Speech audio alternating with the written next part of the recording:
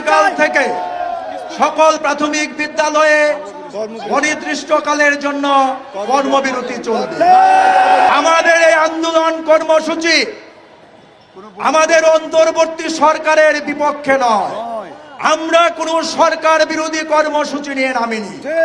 আমরা নেমেছি আমাদের মাননীয় প্রধান উপদেষ্টা সহ অন্তর্বর্তী সরকারের দৃষ্টি আকর্ষণ করার জন্য।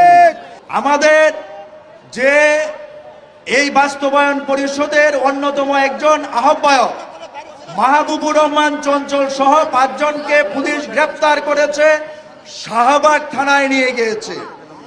তাদেরকে অবিলম্বে মুক্তি প্রদান করতে হবে, নিঃশর্তভাবে আজ রাত 8টার মধ্যে মুক্তি চাই।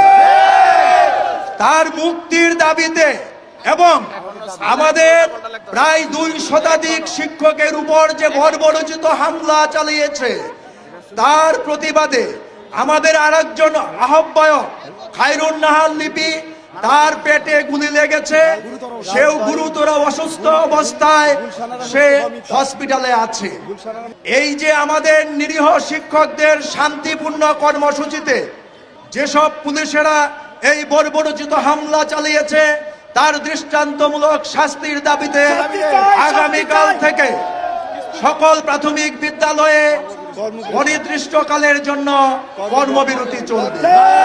যাদের গ্রেপ্তার করেছে এবং আমাদের দাবি আদায় না হয় তাহলে প্রয়োজনে আমরা পরবর্তীতে তালাবদ্ধ কর্মসূচি দিব।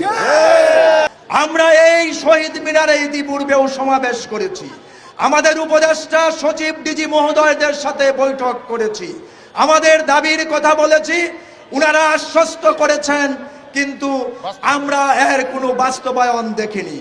তাই আশ্বাসের প্রতি যেহেতু বিশ্বাস নেই, সেই জন্য আমরা এই শান্তিপূর্ণ কর্মসূচি দিয়েছিলাম। আজই এই কর্মসূচিতে অন্যায়ভাবে যে বাধা দেওয়া হয়েছে এখন আমাদের পিঠ দেয়ালে ঠেকে গেছে। আমি আবারও বলছি, আমাদের এই কর্মসূচি কোনো রাজনৈতিক দল বা কারো কোনো পক্ষে বিপক্ষে নয়, সরকারের বিপক্ষে নয়।